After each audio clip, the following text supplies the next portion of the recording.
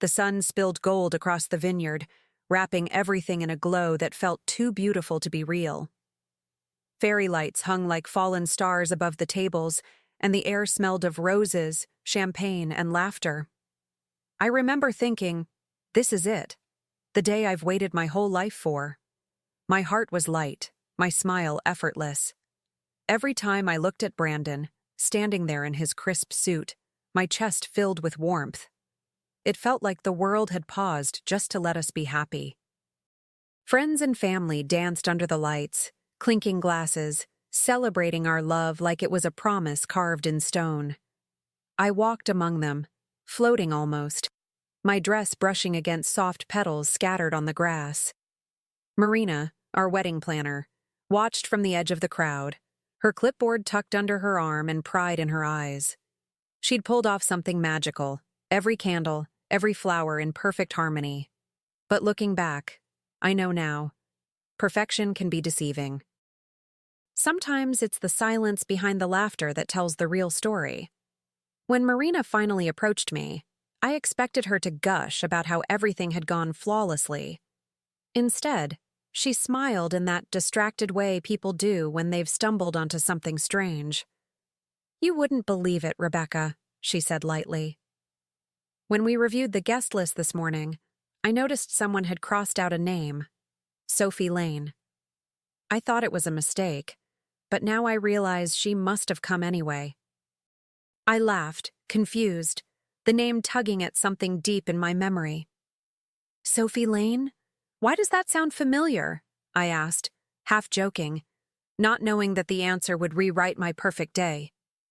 Marina tilted her head, flipping through her clipboard as if the answer were buried in the pages. "Oh, I think Brandon mentioned her once. His ex, right?" she said casually, unaware that her words had just sucked the air from my lungs. My smile froze, muscles refusing to move, the sound of laughter around me suddenly distant. "Wait, his ex? You're saying she was here?" I asked, my voice a whisper, too soft for the storm inside me. Marina nodded, oblivious. "Yes, I'm sure of it. She even came up to compliment the flowers." My mind spun. Complimented the flowers? My flowers? "Funny," Marina continued. She said something like, "It's strange seeing him get married again so soon." Again? The word hit me like a slap. For a second, all I could hear was the clinking of glasses and the hum of a song I no longer recognized. My fingers trembled against the champagne flute. I looked around, scanning the guests, their faces blurred together like watercolor. Was she still here? Was she watching me celebrate her leftovers? I forced a smile, nodded at Marina, and thanked her for everything, though I couldn't feel my mouth forming the words. When she walked away, I stood still beneath the fairy lights, the warmth gone from the night. I felt hollow, like someone had cut the string holding me up. Inside, my thoughts spiraled. She was here? Watching us? Why would Brandon let her? I glanced across the dance floor, where Brandon laughed with his best man, utterly at ease. For the first time that night, I saw something I hadn't before. Not a groom in love, but a man hiding something. The night carried on as if nothing had happened. Guests danced under the stars, oblivious, their laughter echoing across the vineyard like distant waves. I smiled when people looked my way, the kind of smile that hides questions behind perfect teeth. Every step I took felt rehearsed, graceful, controlled, but my mind was tangled in the thought of that blonde woman sitting at the back. I couldn't unsee her now, a ghost stitched into my wedding memories. At one point, Brandon came over and wrapped an arm around me, pressing a kiss to my temple. "You look beautiful," he whispered. I wanted to melt into that moment, to believe him, but there was a heaviness in his eyes I hadn't noticed before. His laughter felt too loud, too practiced. When our guests cheered for a kiss, I played along, because what else could I do? My wedding day wasn't the place for doubt. Or so I told myself.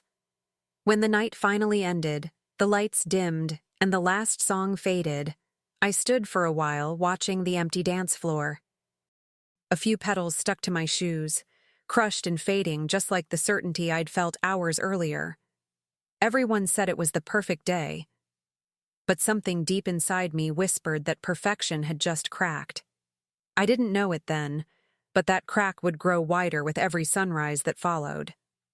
That night, the house felt too quiet, too perfect, the kind of silence that hums when something isn't right. Brandon was already asleep beside me, his breathing steady, his arm draped across the sheets like nothing had changed. But I couldn't close my eyes. Every time I tried, I saw flashes of blonde hair at the back of the ceremony, the tilt of a hat, that strange, distant smile. My wedding gown still hung on the chair, the fabric heavy with the scent of perfume and nerves. It should have smelled like joy, but all I felt was a chill creeping under my skin. I reached for my phone, pretending I was just restless, but we both know what that really means. My fingers scrolled through social media, through endless photos our guests had already posted. Every snapshot looked perfect, polished, frozen in time. Then, in the corner of one photo, I saw her, half hidden behind another guest, a wide hat and veil barely concealing her face. My pulse jumped. The hair, the build. It was her. Sophie. The woman who shouldn't have been there. I stared at that photo for a long time, zooming in, hoping I was wrong, that the light had played tricks on me. But the more I looked, the more I felt that cold certainty wrap around my chest. Why was she there? How did she even know? I could feel the answers just beyond reach, sharp and waiting. When Brandon stirred beside me, I quickly locked my phone, pretending to sleep. But inside, I was wide awake, listening to the sound of his breathing and wondering if it was all just part of a lie I hadn't yet uncovered. By morning, sunlight poured through the curtains like nothing had happened, as if the night hadn't whispered questions into my ear. I watched Brandon move around the kitchen, humming softly while he brewed coffee, his shirt slightly unbuttoned, his hair still damp from the shower. He looked so normal, so ordinary, and that made it worse. I sat down across from him, forcing a smile that felt too tight. "Honey," I began, stirring my tea just to steady my hands. "Did you invite anyone who wasn't on our final guest list?" He looked up, half smiling, not catching the tremor in my voice. "No. Why?" he asked, casual. Too casual. I tried to sound innocent. Marina mentioned Sophie was there. The words slipped out before I could stop them. His reaction was instant. His hand froze midair, and for a split second he almost choked on his coffee. "What? That's impossible," he said, eyes darting away. "I haven't seen Sophie in years." But his tone wasn't disbelief. It was fear. That tiny flicker that people try to hide when the truth cuts too close. I tilted my head, pretending to think it over. Then, how did she know about the wedding date? Or the venue? He shrugged, too quickly, reaching for his mug like it was armor. "Maybe she stalked me online," he said with a short laugh. "She's crazy, Rebecca. Don't think about it." But I did. I thought about it all day. About his nervous smile, his trembling fingers, the way he'd said crazy like it was a shield he'd built for himself. And deep down, I knew. He wasn't protecting me. He was protecting himself. The rest of the day passed like I was walking through fog. Brandon went about his usual routine. Emails, phone calls, laughter that didn't quite reach his eyes, while I played the role of the content new wife. Every time our eyes met, I tried to find something, remorse, fear, anything. But all I found was calm, practiced calm. It scared me more than anger ever could. By afternoon, even the sunlight felt wrong, too bright, exposing everything I wanted to ignore. That night, while he watched TV, I sat beside him pretending to read. I could feel the distance between us like a silent river, too wide to cross but impossible not to notice. When he reached for my hand, I let him, but something in me had shifted. My heart didn't trust his touch anymore. It analyzed it, questioned it. I kept hearing Marina's voice. It's strange seeing him get married again so soon. Again. The word kept echoing like a truth I wasn't ready to face. When we went to bed, I watched him fall asleep within minutes, peaceful as ever. But peace isn't innocence, it's confidence. I lay there staring at the ceiling, counting his breaths and wondering what secrets slept beside me. His face looked softer in the dark, almost boyish, and for a second I wished I could unhear everything. But I couldn't. Because somewhere deep down, I knew this wasn't the end of a doubt. It was the beginning of an investigation. The next day, I woke up with a plan, not peace. I told Brandon I'd spend the morning catching up on thank you notes, but what I really wanted was clarity, my kind of clarity, the quiet kind that hides behind a polite smile. While he worked in his office, I texted Marina, trying to sound casual. Hey, could you send me the final guest list file? Just so I can double-check a few names for the thank you cards? My fingers trembled as I hit send, but my voice in the message was perfectly calm. Minutes later, her email arrived with a cheerful note and a digital attachment. My heart thudded in my chest as I opened it. I scanned line after line of names, family, friends, co-workers, until I saw it. Sophie Lane. Her name wasn't just crossed out. It was scratched through in sharp, deliberate strokes, like someone wanted her erased. And underneath, faint but unmistakable, I recognized the handwriting. Brandon's. My husband's. The air in the room grew thick, heavy with that quiet kind of truth that doesn't need to scream to destroy. I stared at the list, my reflection flickering faintly on the laptop screen, and for a moment, I didn't recognize myself. My cheeks were pale, my lips pressed thin, my eyes tired. I'd always trusted Brandon, even when logic told me not to. But now? Now there was proof. Something he tried to hide. The kind of secret that starts small and grows teeth. I sat there, still, my hand over my mouth, realizing I wasn't just married to a liar. I might have married a man whose past wasn't finished with him yet. That evening, the air felt different. Too still, too expectant, like the house itself was holding its breath. Brandon was in the shower, steam drifting from the half-open bathroom door, the sound of running water masking everything else. My hands moved before I could think, muscle memory born from suspicion. I unlocked his phone. I told myself it was wrong, that I was crossing a line, but truth doesn't knock. It waits for you to look. My heart pounded so loudly I thought he might hear it through the tiles. I went straight to his deleted messages, the ones people think are gone, but never truly are. And there it was. One conversation, recently erased, still faintly visible. A text from him. I told you not to come. She can't find out. Please don't make a scene. My throat went dry. Every word was a blade, clean and cold. He hadn't just known Sophie was there, he'd warned her. He'd planned for her silence. I took a screenshot, saving it to my phone, proof that my instincts weren't paranoia. They were memory. When I heard the water stop, I closed everything, locked the screen, and slipped the phone back where it belonged. He walked into the bedroom, towel around his waist, smiling like he had nothing to hide. "You okay?" he asked, his voice soft, rehearsed. I nodded, pretending to be absorbed in my book. But I could feel the truth pressing against my ribs, begging to be spoken. I smiled back, calm as ever, already knowing. His lies had just become my leverage. Later that night, while we lay in bed, I couldn't stop hearing that text in my head, every word dripping with betrayal.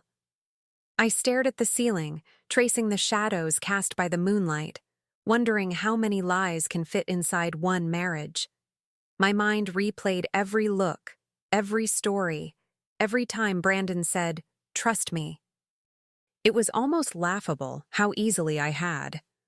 I turned toward him, studying his face as he scrolled through his phone like nothing in the world was wrong. I wanted to ask him everything, to scream, to demand. But there was a strange calm instead, the kind that comes right before a storm. So I tested the air. "Do you ever think about the people we've left behind?" I asked softly. He hesitated, his thumb freezing mid-scroll. "What do you mean?" he said, careful, cautious. "Exes," I replied. "People who still linger." He laughed, too quickly. "You're not still thinking about Sophie, are you? Let it go." I smiled, but it wasn't a kind smile. "Oh, I will. Don't worry." When he finally drifted off to sleep, I turned my head toward him and whispered to the dark, "You wanted her hidden, Brandon.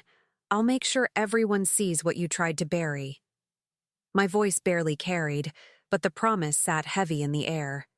Something inside me shifted that night. I wasn't the same woman who smiled under fairy lights. I'd learned something crucial. Sometimes revenge doesn't start with rage. It starts with patience. A week later, I decided I'd had enough of pretending not to know. The silence had turned into a weight I couldn't carry anymore. I sat at the kitchen table, scrolling through my phone, and found her, Sophie Lane. Her profile picture was small, distant, but I'd recognize that face anywhere. I stared at her name for a long time, my finger hovering over message. My pulse quickened, but not from fear. It was something else. Resolve. If Brandon wouldn't tell me the truth, she would. So I wrote, "Hi, Sophie. I think we need to talk. No drama, just honesty. Would you meet me for coffee?" I read it twice before hitting send, then sat there, waiting, watching the clock like it held my future. She replied within minutes, "I'll be there." No hesitation, no excuses. That told me everything. She wanted to talk. Maybe she needed to. And part of me wondered if she too was just another casualty of Brandon's polished lies. The thought made me both furious and strangely sympathetic. When the day came, I chose a quiet cafe, neutral ground, soft jazz, the kind of place where truth sounds less violent. I arrived early, my hands wrapped around a cup of coffee I barely touched. When Sophie walked in, she looked smaller than I expected. Older, too, like guilt had been aging her in secret. She hesitated when she saw me, then smiled weakly. "You must hate me," she said, voice trembling. I shook my head. "I don't even know you," I replied. "But I think we were both played." We sat there for a moment, studying each other like two strangers holding pieces of the same broken picture. Sophie's eyes were tired, red around the edges, the kind that come from too many apologies never spoken. "He told me you two weren't serious," she said finally. "That you were just his girlfriend, not his fiancée." My chest tightened. "He told you that?" She nodded, twisting her napkin until it tore. "He even invited me to the wedding rehearsal. I didn't know you were the bride until I saw your name on the programs." I felt the room tilt slightly, the air heavy with the taste of betrayal. My voice cracked, but I didn't care. "He invited you?" The words came out smaller than I wanted them to. Sophie's lip trembled as she whispered, "He said he needed closure before marrying you." I believed him. I shouldn't have. Her honesty stung, but I could tell she meant it. I could see the shame in her eyes, the regret sitting heavy on her shoulders. She wasn't the villain in this story. She was another victim. For the first time since the wedding, I felt something unexpected. Clarity. Brandon hadn't just lied. He had choreographed everything. He had brought his past into my present and expected me never to notice. I leaned forward, my tone calm but deliberate. "He brought his past into my wedding," I said quietly.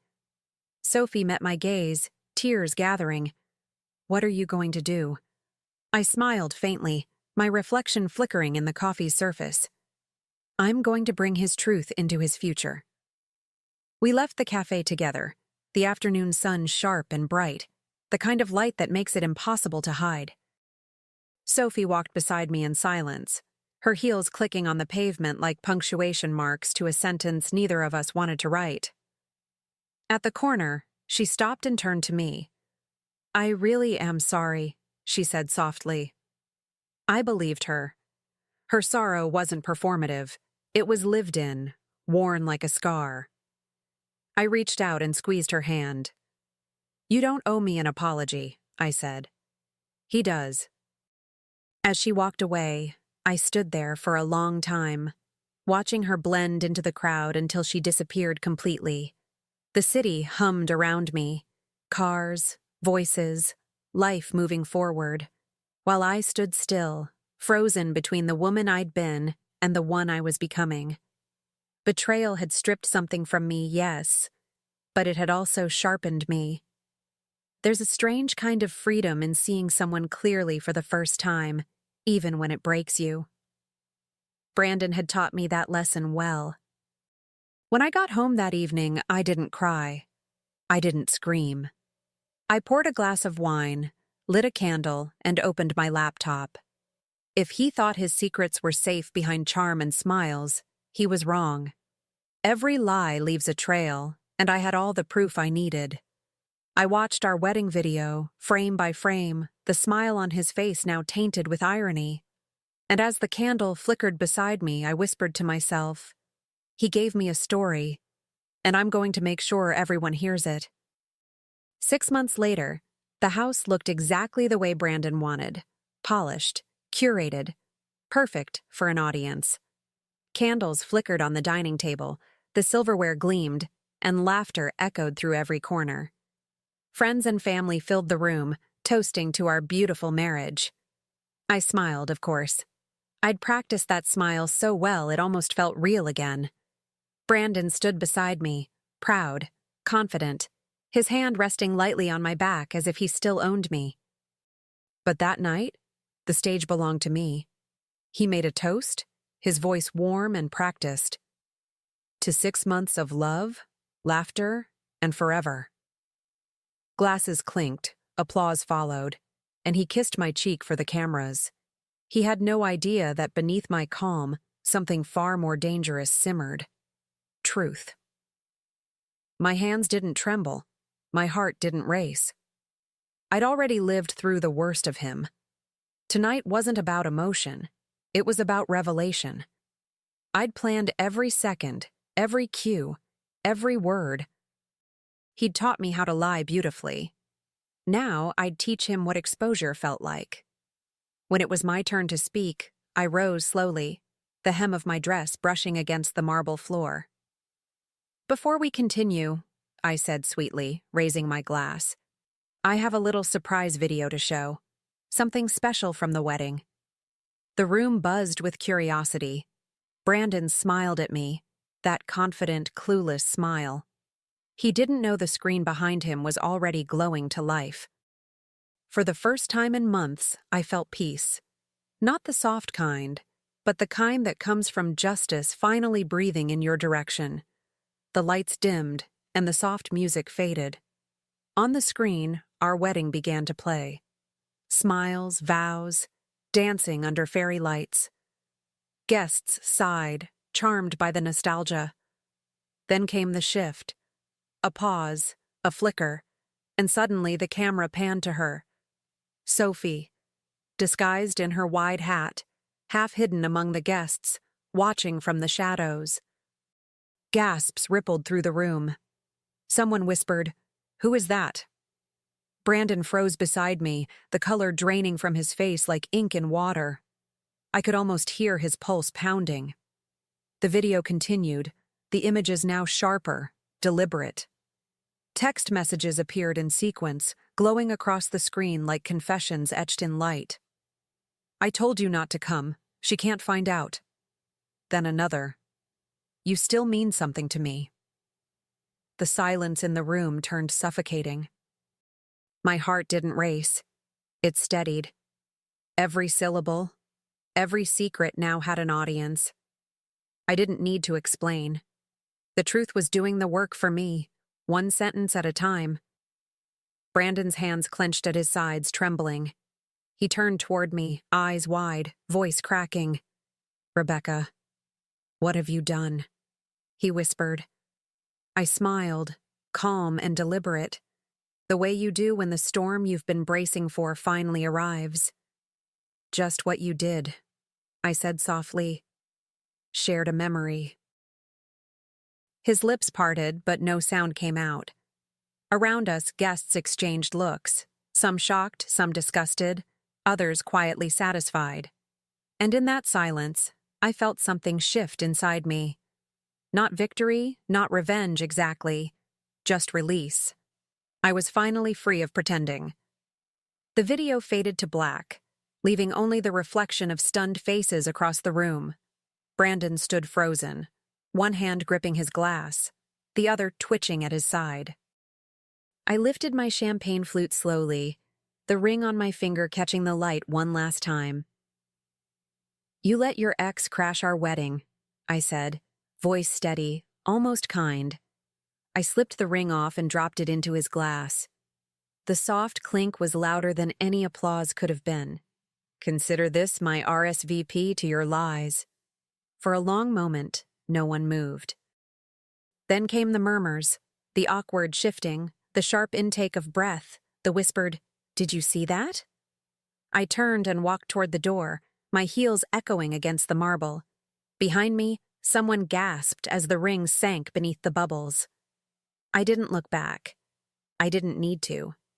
I had already spent months staring at that man's reflection and mistaking it for love. Tonight, I'd finally seen him clearly, and I was done watching.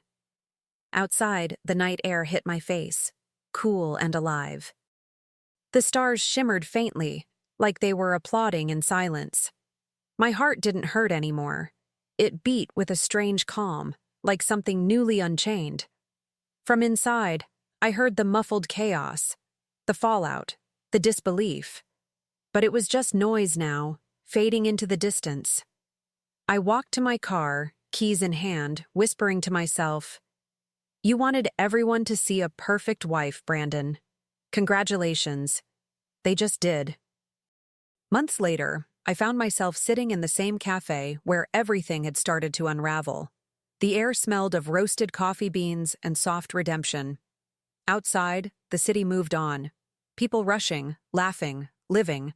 But inside, time felt slower, gentler. I stirred a spoon through the foam of my latte, watching the swirl fade into calm, like the chaos of my old life finally dissolving. For the first time in years, I didn't feel watched or judged. I just felt free. My phone buzzed beside me, a small tremor against the wooden table. I glanced down and saw a headline spreading across social media. "Businessman Brandon Ross divorced amid affair scandal. Ex-wife's video goes viral." My lips curved into a quiet smile. There it was, the truth, unedited, unfiltered, finally where it belonged. The world could debate, gossip, dissect, but I didn't need to say another word. Justice has a way of speaking for itself, and mine spoke in high definition. As I scrolled through the comments, I caught my reflection in the cafe window. My eyes looked different now, still soft, but unafraid. The woman staring back wasn't defined by betrayal anymore. She was the author of her own ending. I leaned back, took a slow sip of coffee, and whispered to myself, "He built a story around lies. I just gave it a better title." The line made me laugh softly, because it was true. Revenge hadn't broken me. It had rewritten me. The bell above the cafe door chimed, and when I looked up, I saw her. Sophie. She hesitated for a moment, scanning the room until our eyes met. Then she smiled, tentative but warm, and walked over. Her hair was shorter now, her posture lighter, like she'd finally stopped apologizing for existing. You really did it, she said softly, setting her purse down before sitting across from me. I smiled back. You helped me more than you know. There was no bitterness between us anymore, just quiet understanding. We sat there for a while without speaking, the kind of silence that doesn't need to be filled. Two women who had once been strangers, now bound by the same wound and the same freedom. Sophie glanced at the newspaper folded beside me. Brandon's name sprawled across the headline. "Do you ever miss him?" she asked. I thought about it for a second, then shook my head. "No," I said simply. "You can't miss someone who never really showed up." She nodded, and something like peace passed between us. Outside, the afternoon sun spilled across the window, turning the coffee steam into golden ribbons.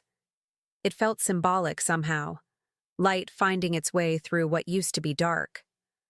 Sophie laughed softly, almost shy. "You know," she said, "I thought I'd hate you forever. But now, I think we both just survived him." I raised my cup toward hers, smiling. "To survival," I said. "And to knowing better next time." Our mugs clinked together gently, sealing something wordless but final. After Sophie left, I stayed for a while, listening to the quiet hum of the cafe, the clinking cups, the low music, the sound of normal life returning. For so long, I'd thought closure meant forgiveness, that peace required softness. But it doesn't. Sometimes peace comes dressed in truth, and truth isn't gentle, it's honest. I looked out the window, watching the world move forward without me having to chase it. There was something beautiful about that kind of stillness, the kind you earn after surviving fire. I thought about the woman I'd been, the one smiling under fairy lights, believing love was enough to protect her. I wanted to tell her she wasn't naive. She was hopeful, and hope isn't a flaw. It's just dangerous when given to the wrong person. Brandon had taken my trust, but I'd taken back something greater. Myself. The ring, the wedding, the lies. They were ashes now, and from ashes, I'd built something stronger. Me. As I finished my coffee, the waiter passed by and smiled. "Refill?" he asked. I shook my head.